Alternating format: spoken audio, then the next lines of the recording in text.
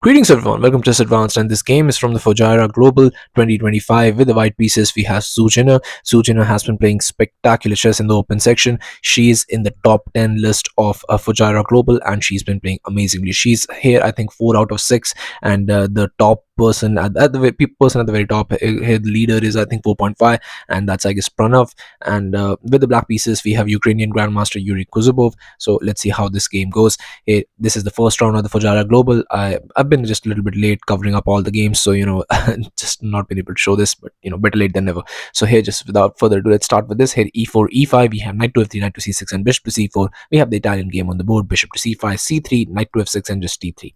We have d6, castles, castles. We have rook to e1, bishop to b6, and now just h3. So definitely the structure is very, very similar. Now maybe somewhere along the line you just go for that, which is the usual idea. But here, just knight to e7. And now we have bishop to b3, knight to j6, knight bd2, and knight to h5. So both players trying to remaneuver their knight and trying to get them to decent squares. Knight to f1 as planned, knight to f4.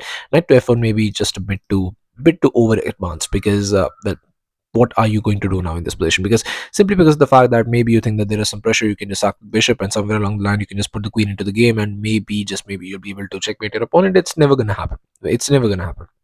Just d4, a very nice central thrust. We have queen to f6, now just going for this knight to g3, and we have bishop to e6, and finally bishop to c2. Now not trading more pieces because Zhu really wants to win. Here just h6, but now just comes knight to f5, just throwing that knight in your face, asking, are you interested in trading? Because even if you trade, that pawn is very nicely defended by the bishop, and that will attack the very nice knight, and the knight connection that we have is going to be ruined. Here rook f to e8 was played, bishop to e3 now, but just rook a to d8. We have king to h2, a very nice prophylactic move, a calm before the storm. And here in this position, you have to be very careful. As black, what do you play? Here, he went for c5, which is a complete blunder and is not at all a good move. But here in this position, the move that you would want to play is e captures. And here after c captures, after knight to d5, knight to d5 is a really beautiful move, saying that if you capture my knight, I'm just going to capture your knight, and even if the pieces get traded off, your pawn structure will be worse off, and somewhere along the line it will be not good for you.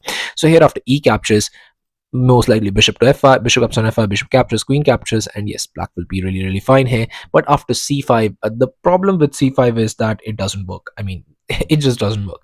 In some lines it does work, but in these lines with the Italian, it never works out. So the issue is that here after d5, now just bishop captures, and after e captures, now just going for this knight to e7. We have bishop captures on f4 and e captures, and Zhu played this spectacularly. She understands the position, and I think she really knew how to punish that move c5. And the problem is, you never play a move. This is basic standards. I mean, you don't expect this from a grandmaster to make such mistakes, because why are you locking out your bishop? It's simple thing. You'd never play this move because you're simply just locking out your bishop. That's basic rules of chess, and I think that's not something where you should make a mistake.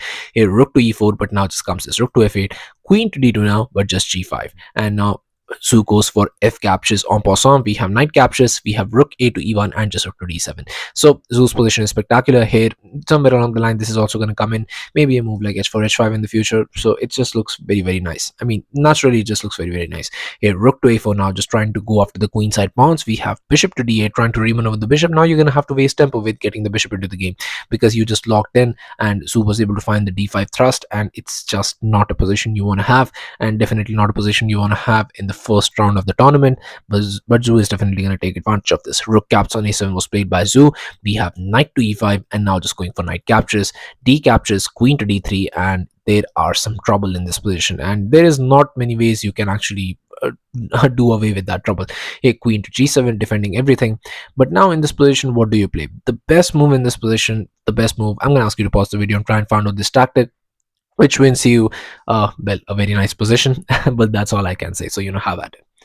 So congratulations to everyone who's able to find this move. The move is this beautiful rook captures on e5, and that's right, sacrificing a complete rook, because if you take this, then you're just getting checkmated. So you have to be careful about such tactics. Here after a move like bishop to f6, you're most likely going to play rook to f5, and after bishop to g5, there is this beautiful queen to b5. Now the idea is also that rook is hanging, so here after rook to c7, you play rook captures, queen captures, and the trouble is that your bishop is basically a pawn.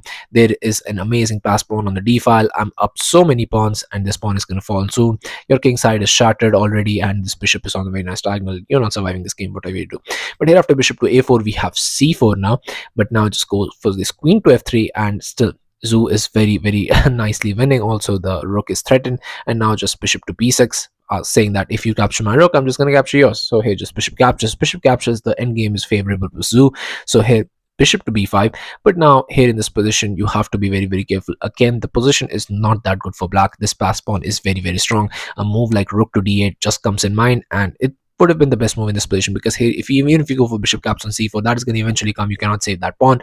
Queen to f6, but after queen to e4, if you go for queen to e4 as white, it's unfortunately a draw, because after bishop, not there obviously, but after bishop captures on f2, I mean, you cannot hang such pawns, because the problem is this will be a connected pass pawn. Your king side is going to be a little bit shattered. So here, queen to f, centralizing the queen looks like a good move. It's not, but still, white is better. Most likely is winning the game. But after bishop to b5, f5 was played, and f5 is a bit of a concern, because you have to understand bishop captures, and you're in the line of fire. And not only that, you've just weakened your pawn structure, so the queen somewhere along the line can infiltrate, and that's exactly what happens, because here after d6, now just king to h8, bishop caps on c4, rook to d8, and just rook to d1, and this endgame, I mean, Zhu can easily convert. Bishop to c5, queen to h5 now, but now just going for queen to f6, king to g1, bishop caps on d6, we have rook caps on d5, rook to f8, and now just queen to d1. So that is being threatened, you cannot defend it. So here bishop d7 was played, but now rook to d7, and now your king side is bust open, because simply because you decide to go and maybe try to get a counter play, whatever that move was. But now f5, it just doesn't work. We have b6, queen to h5, but now comes this bishop to d6, trying to lock in that rook, but I mean, it's far from the truth. Here bishop to f7 was played, and now that's a beautiful move. Bishop to d8, bishop to g6, and now just going for queen to g5, asking for a queen trade, because that pawn was threatened. And if you had allowed that, even if you cannot play it back, because rook is covering the entire file, so you have to ask for a trade. And once you trade, the end game is really favorable for Zhu. Queen captures, edge captures, but now a beautiful move by Zhu. Really a brilliant move. Bishop captures on f5, sacrificing a complete bishop, because you're just winning it right back. Rook to d8 check, king moves, and now rook caps on b8, and the end game is really easy. e4, rook to e8 was played, rook to a5, rook caps on e4, and now rook caps on a2, rook to b4, and it was on this move, on just move 50, that her opponent resigned the game, and Zhu got this spectacular victory in just 50 moves in first round of Fujairah Global 2025, and a really great play in the open section, and she's been performing really well. Let's hope she gets a really nice possession, wins some good prizes, and gets those rating points, which she clearly deserves.